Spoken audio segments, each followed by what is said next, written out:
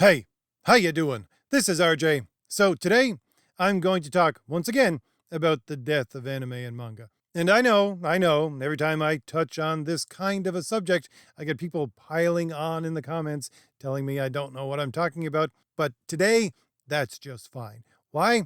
Because I'm actually covering an article which is going to show that today, right now, is happening the exact thing that I talked about was going to happen to anime and manga 2 years ago. And what is that, you may ask? Well, it is a massive investment by Blackstone into one of, if not the largest online manga provider, with, as they say, a look towards the future of changing animation as well. But before we get there, I just want to let everyone know that there are two links in the description for my 3 graphic novels. There are 2 superhero graphic novels and 1 return to form for low fantasy, Sword and Sorcery, Crom the Destroyer. These are all stories centered around the traditional idea of a virtuous hero. And just to connect all of that to today's topic, I'll give you a slight preview of the future because Thomas Valiant was my first graphic novel and it is available with the other campaigns. Crom the Destroyer, we're still working on right now. It's taking longer than expected, but the Valiant Heroes is being fulfilled right now. We're going to be shipping out the last of those within the next couple of weeks, although you can still order it. But the Valiant Heroes and its production connected me, at the very least professionally, with manga artists. I've always had people in my contacts or emailing me who were manga artists giving me their take on what I have to say, but I actually hired a manga firm in order to do an 8-page backup story, which is a silent story within the Valiant Heroes. They are from the Philippines, if I remember correctly. But within our next couple of projects, we have number 1, Fade to Blue, which is basically a combination of a Indiana Jones story with the Maltese Falcon set in 1933. But we're also working furiously on Thomas Valiant number 2, and there is a poster in there that is already done, which I'll share with you right now in the background, from a manga artist living in Japan, and that is the first work that he has done for me so far. We are about to start within the next month the production of the art by him of a manga style story with one of my characters called Artemis. And I specifically wanted a manga artist in Japan to actually be handling this story because it will be published both as a floppy graphic novel and in manga format. So I wanted it to match a authentic manga style as much as possible. So yeah, I do have some connections there. But anyway, that's just a bit of a connection I have with that industry. Links for my graphic novels that you can order right now are in the description and the pinned comment. And I will be showing you a trailer for one of my graphic novels at the end of this video if you want to see more about what my stories and the art within them are like, which some of you are looking at in the background, which is beautiful stuff, by the way. So if stories about traditional heroes sounds appealing to you, then click on one of those links in the description or the pinned comment and go on over and see if my graphic novels are for you. And also a quick note, I want to say hello to all of my new subscribers. Thanks once again to Sargon of Akkad. He mentioned this channel a few times on the Timcast, Tim Pool Culture War podcast, which I think came out just yesterday. So glad to see you all here. And once again, a thank you to Carl. And to Connor too. Connor talked about the virtuous hero being a paragon of virtue, which it was great to hear within the format of someone telling this to Tim Pool, I think, finally. But anyway, back to my topic. Now, before I get into the article itself, which is a fairly quick read, but I'm going to comment on as I go through it, I suppose I should mention all of my unpopular opinions about anime and manga right off the bat. First off, again, love the fact that people just pour into the comments and criticize me knowing nothing about anime and manga when I've probably watched anime and read manga from before when most of the people in the comments were a gleam in their parents' eye. But of course, that doesn't make me anything besides old, in their opinion, certainly not experienced. And I'll have to say right off the bat, just because I talk about the death of anime and manga more than once on my channel, I'm not wishing for the death of anime and manga. It just seems like more and more every day it's going in that direction and has been for a number of years now, again, which I've been covering on my channel. Some of those being the fact that, again, one of the things that people bring up in the comments is, well, Japan as a government is looking into and has already started to put some government protections on anime and manga to make sure it's not contaminated too much by the West. And when people say that in the comments, I think to myself, are you okay? Do you realize what you have just said? Do you not understand that 9 times out of 10, when government gets involved in art, art suffers? Now, funny enough, I say 9 times out of 10 because I'm actually someone, again, unpopular opinion, who believes that the Comic Code Authority was something of a boon for American comics. Why?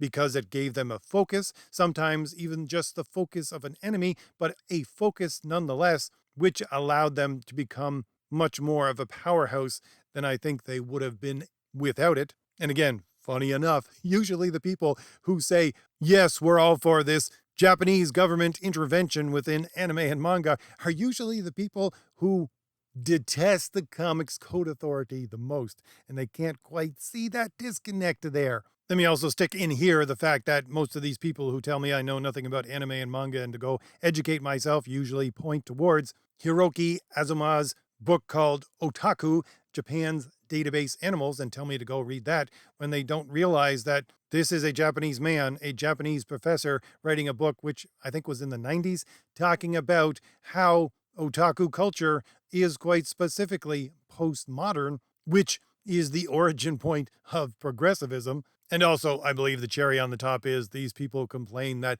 anime and manga will never be influenced, never be contaminated by your quote unquote progressive woke mind virus. When I'm looking at their claims and saying, you do realize that as a North American or European person, you're that contamination. The fact that you're arguing that it's not contaminated shows that it's contaminated because you're the contamination. Now, for sure, it's not all anime and manga fans. I would say a great majority of them, but not all. There are fans out there who want Japanese entertainment to remain within the hands of the Japanese and be told in a Japanese way, just like I think that American comic books are best by telling a timeless story in an American way focused on American ideals. But again, I think you're in the minority if that's the way you think. Secondly, I want to acknowledge right off the bat that, yes, again, I have been contacted by and exchanged emails with several manga artists over the years. And they confirm the very thing which I always say, which is the fact that anime and manga are already contaminated with your quote unquote progressive woke mind virus. It's simply the fact that progressivism is a cultural chameleon. It adapts itself to a culture. It doesn't believe that truth actually exists or any of those higher ideals, so it adapts itself to every different culture. Most people in North America can't see this adaptation as it is part and parcel of anime and manga because you're not part of that culture. Some people can. For myself, I think that's one of the actual good things about anime and manga.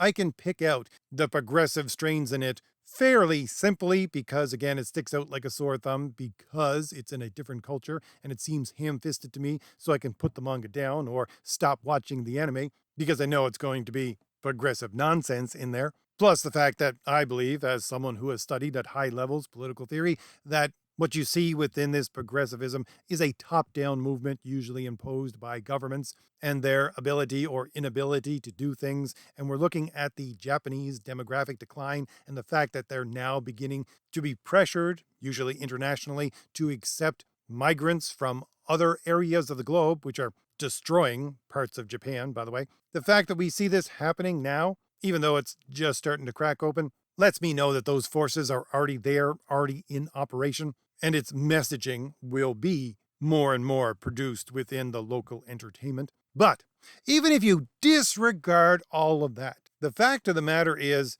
that I have been producing these kinds of videos since 2018, thinking about them and listening to others produce videos about them at least from 2016 onwards. Quite honestly, I saw strains of this happening within about 1996. We didn't know what to call it back then, and everybody thought I was crazy for saying the exact same things I'm saying today, or have been for the last 6 years, and everybody nodding their heads along with. But the thing is, when I started to make these videos, I started to do a deep dive within usually what I tried to get back to is primary sources, words from the horse's mouth, from the people who are engaged within, especially North American comics, and how the quote unquote progressive takeover happened when it began, all that kind of thing. And it is, indeed, a slow march through the institution. The immediate origin of what we see around us today germinated around 2009, and I've covered that extensively on my channel.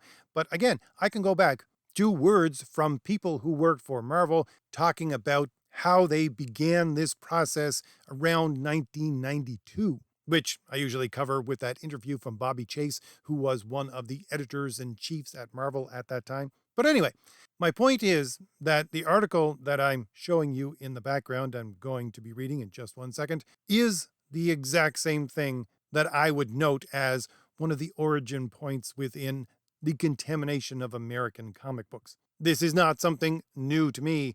This is stuff I've seen from years and years ago covering the death of American comics. All right, so let's finally get into this article. And by the way, the link for it is in the description. And I want to thank a Twitter user called Lord Kaiser for bringing this to my attention. So the article title is American Company Blackstone Incorporated to Acquire Japan's Largest e-manga site in US dollars 1.7 billion deal, with a subtitle of It was competing against Sony Music Entertainment and KKR and Company. This is an article from July the 7th, 2024. Now, before I get into even the article itself, I have to note that this is Blackstone, not BlackRock. Now, what's the difference? Well, they originally were the same company, but they split because some people within BlackRock were not keen on how the money for the company was being divvied up according to shareholders, so they split off. But yes, it is very much connected to BlackRock, certainly its origins. And BlackRock, by the way, if you don't know, is the world's largest investment company and pushes ESG, which is your quote unquote progressive woke standards for companies. And the other thing to note from this title or subtitle of this article is the fact that you'll note that Blackstone managed this deal while competing with several other North American-based entertainment companies to do the exact same thing. So one, this is not small. This is a $1.7 billion deal. And two, you got other companies who are going to be looking into doing this with other manga producers as well. One of them notably being Sony Music Entertainment. So the article begins, Blackstone Incorporated, the world's largest alternative asset manager, is set to acquire Infocom, Japan's largest e-manga platform, in a deal valued at $1.7 billion. This marks Blackstone's biggest private equity transaction in Japan to date. Blackstone will purchase a majority share in Infocom from Taijin, which I probably say incorrectly, and launch a tender offer for the remaining shares at 6,060 yen each. The deal values Infocom's equity at about 1.7 billion. That's billion, by the way, with a B. Now, just quickly note that it is taking over a majority share of this company and is looking to buy out more share. And again, note that this is Japan's largest e-manga platform. So we're not talking here about them just dipping their toes into Japanese manga production. They're taking over the largest e-provider of Japanese manga. Oh, and I suppose I should mention that one of the primary objectives of Blackstone, which is part of their core charter, part of what they initially established the company to do, was to acquire and merge companies. So if you believe that this company, which again is the largest provider of e-manga in the entire world, which is a Japanese company, is going to stay solely a Japanese company for long, no, that's not what Blackstone actually does when it acquires companies, quite specifically. But moving on, it says, the deal will give Blackstone access to Japan's booming digital manga market, estimated to be worth $3 billion. Now again, it's interesting to note that the entire Japanese e-manga industry is valued at about $3 billion. And Blackstone is making an investment of $1.7 billion into that market, which is more than half of what the entire industry is worth. So if you don't think they're going to be a major player here, well, I think the numbers show differently. It continues. Infocom's main revenue source is Mecha Comic, a popular website and app offering serialized manga for a small fee per chapter. Mecha Comic Platform is a leading destination for digital manga in Japan, boasting a vast library of titles catering primarily to female readers in their 30s and 40s. It contains both popular titles as well as original ones. However, it is their romance manga that has generated much attention. According to Bloomberg, Blackstone's move is a shrewd investment recognizing the untapped potential of Japan's, quote, soft power empire, unquote. They highlighted the growing global influence of Japanese manga and anime and suggest that Blackstone is ahead of the curve in capitalizing on this cultural phenomenon. Blackstone plans to expand Infocom's original content, focusing on genres popular with its primarily female readership, a demographic with growing disposable income. Okay, let's stop there and unpack a little bit of that just for a second. It is significant to note that it's talking about this site's primarily female readership, which they say has a growing disposable income, and it lists these consumers and the company itself as catering primarily to female readers in their 30s and 40s. So let's just look at that again. You have female consumers in their 30s and 40s with a lot of disposable income. What kind of woman do you think that might be, even if they're Japanese? Well, most probably it will be people who don't have families. So single females in their 30s and 40s that spend their time reading manga. This is the exact demographic that North American comics shifted their focus towards about 15 years ago. And I would hazard to say that this is the demographic where you're most notably going to get your blue-haired feminist from. Now, chicken or egg, you can make that call yourself. Are they going after blue-haired feminists who might be in Japan, or are they looking to make the 30 to 40s women in Japan into blue-haired feminists? Tomato, tomato, as far as I'm concerned, it's still going to mean destruction. And I can positively say that because, again, looking at this exact thing playing out within the North American comic industry, that's exactly what happened. The entire industry is in shambles because of their pursuit of this exact demographic. And again, I understand that the readership within Japan is much more diverse than it is in North America. North America, it is primarily guys, whereas you have this whole section of female manga within Japan. But once again, have to note that Blackstone is looking to diversify this entire thing, make it more international. Once again, words that you heard over and over and over again from the podcast I covered from Marvel over the last 10 years, which is just progressive speak for let's muddy the waters of the values of the nation that we work within so that we can take over whatever we want. And again, would be completely out of left field for me to say that if this wasn't Blackstone, the original controlling company being BlackRock. And if that is the case, I must remind everybody, if they know, of my video from about 3 years ago, where I went through primary sources of feminist literature, where they literally say that feminism is like a virus, which must, and they repeat that, must contaminate everything else around it and take it over. Oh, and I should also mention that this, by the way, is the exact demographic that they need to go after. Why? Because if you're looking for the section of manga and sometimes anime, which are contaminated the most by this Japanese, quote unquote, progressive mindset, you look at the female-based, especially manga. It is rife with homosexual overtones and just entire sections focusing on that kind of storytelling, which again, by the way, is the gateway which your quote unquote progressives used to break into mainstream North American culture. If you don't believe me, go back and, as I always say, read something like After the Ball, which you can now, by the way, get on the internet. I know it's hard to get an actual physical copy of it, but a few people have rectified that by putting up PDF copies of it online. This is a manual from the late 80s, early 90s about how to use the quote-unquote alphabet movement to subvert culture through what is basically advertising schemes. But moving on, it says Blackstone's head of private equity in Japan sees potential in developing animation and merchandise based on popular titles. Once again, this is exactly what the North American comic market did. It took comics as an IP farm so that it could sell merchandise. And this line, by the way, is why I'm talking about both manga and anime, because they're talking about using this platform for manga as the stepping stone to move into animation, which is anime in Japan. It goes on.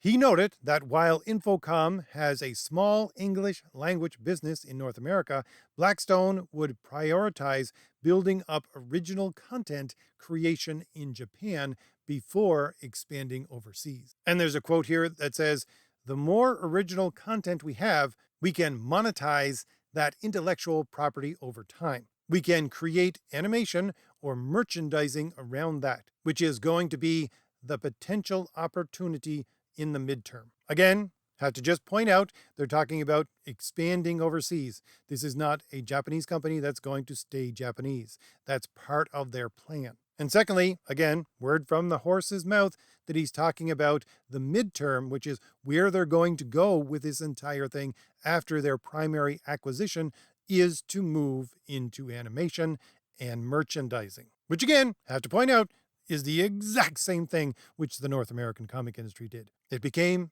an IP farm. All they wanted was the intellectual property so they could rip it off and make cheap toys, or the equivalent thereof. And what's the best way, in their opinion, to sell cheap toys? Well, it was to go after their main demographic, their main shifted demographic, which was to start with your progressive man-child and move quickly into the progressive blue-haired feminist, which again is a woman child. It continues. Right now, original content brings in about 10% of revenue of the platform. The acquisition comes amidst a surge in global interest in Japanese content, with streaming platforms vying for rights to popular manga stories for live action or animated adaptation. Pausing right there for a second. Once again, something we've been talking about within the destruction of the North American comic industry for the last 10 years. All they want to do is get people to write comics as if it were a storyboard for a Netflix deal. It's not a comic that concentrates on good comic making, nor hiring people that are going to make good comics. And again, they're talking about original content here as only being 10% now, but they're going to sandwich that in more and more. That original content is going to be these people using these characters as IP farms in order to construct manga, which are basically Netflix pitches, and degrade the medium of storytelling of sequential art, just like North America, over the last 10 to 15 years, in hopes of producing something larger. It continues. Additionally, digital manga sales in Japan has grown too, reaching approximately 3.1 billion in 2023, nearly doubling since 2019, while print manga sales have declined. Now, this is actually something very significant. You'll see that they're putting their money on the horse that they think is going to win, which is digital media, because physical media for manga has declined since 2019, where e-manga have gone up. This was, once again, the original bet that was made on North American comics about 10 years ago. And while that didn't develop within North America, if it does develop within Japan, you're looking at e-manga taking over as the primary source for manga coming out of Japan, which again, these people will have a controlling investment in. It continues. Sony Music Entertainment was previously reported to be competing with Blackstone and KKR and Company to acquire Infocom. The bidding process reportedly involved multiple rounds. So again, as I noted at the first, this is not the only giant company from North America that's looking to take over this majority share of, at the very least, e-manga right now, which is, as they just pointed out, the growing platform for manga itself. And the article concludes by saying, Infocom's shares closed at 6,030 yen in Tokyo trading, having more than doubled since early March when reports of the potential sale emerged. Blackstone envisions a 5-year plan for Infocom. Oh my, 5-year plan? Sorry, I'm just having flashbacks to the Soviet Union. But anyway, Blackstone envisions a 5-year plan for Infocom, culminating in a public offering. However, Sakamoto, who's the head of the company, acknowledged the possibility of other companies being interested in acquiring the business due to its strong content portfolio. And he's quoted, Sakamoto is, saying, "If we build a nice content business, I think it's going to be very attractive to a lot of people." So what's notable here is that, as it says, the shares of this company more than doubled since March, when the potential sale was hinted at, which this is the exact reason why they wanted to buy this company. Again, shares going up. So you can see that they're getting exactly what they want out of this. So if you think this is a lone outlier about what they're going to do, I would say no. The fact that they're making money off of this just goes to show that they're going to expand more and more in this direction. Secondly, note that Sakamoto, the head of the company himself, talks about the success of this entire thing going over as encouraging more and more companies to come in and invest in the exact same way. And he even ends on the note that, what are they doing? Well, they're building a strong content portfolio, which is to say, this is now a content business. A content business that he says will be more and more attractive to these large companies coming in and buying shares within the company. And while I understand the necessity of making a product and selling a product, even when it is something like art, certainly sequential art, when you go from the mindset of I'm producing an artistic thing that I can sell to the mindset of this is no longer an artistic thing, this is a content portfolio, yeah, the writing's on the wall. As much as I talked about the government intervening within art, screwing everything up, when a giant company invests in art, yeah, it obliterates any artistic merit usually that the industry has. Which again is something we just saw within North American comics, specifically over the last 15 years, where Marvel in particular became nothing more than an IP farm. They wanted the intellectual property so that they could make money off of it by selling cheap toys, or the equivalent of cheap toys. Now sure, they have the movies and they are billion-dollar movie makers, but $1 billion that they're making, once again, you have to take off all the production costs from that and see how much they make. And when you do that and look at their overhead from what they're getting from or have gotten from Marvel movies, and then look at their overhead from producing cheap toys, cheap t-shirts, cheap knockoffs of things that just have a logo slapped on them from an intellectual property, yeah, that's what they're going for. And that's the destruction of art. Certainly the destruction of good storytelling, because such products don't care about a story. All they care about is propagating the intellectual property in the minds of the people who are going to be their target audience for consuming their cheap little knickknacks, which again is, as they stated above, most likely unmarried 30 and 40 something women. And while I hope that I am completely wrong about this entire thing, I really don't think so. And while it may not be the moment of death for anime and manga, I certainly believe that it is one more nail in its coffin. So, if I've given you anything new to think about, hit like, hit the shield in the lower right-hand corner of your screen to subscribe, and leave me a comment. Tell me what you think about all this. And don't forget, there are 2 links in the description for my 3 graphic novels that are produced with merit, concentrating on the idea of a traditional, virtuous hero with spectacular art, which you're looking at in the background. So if any of that looks or sounds appealing to you at all, click on one of those links in the description and go on over and order yourself a copy of one of my graphic novels today. And as I said, I will be playing in just a second one of the trailers for Crom the Destroyer, so that you can get a taste of the story and more of the art. All right, I'll leave it there. I'll see you all later. Bye. An age ago, the beating heart of our people was a king who knew only victory.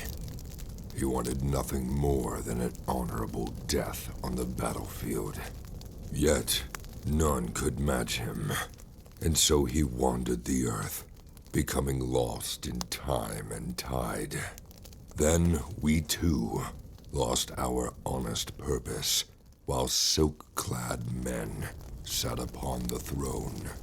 But tremble now, all cities that lay under the stars, for out of the shadows and mists of the land of promise, Our courage has been rekindled. Our heart has returned. And the world will burn.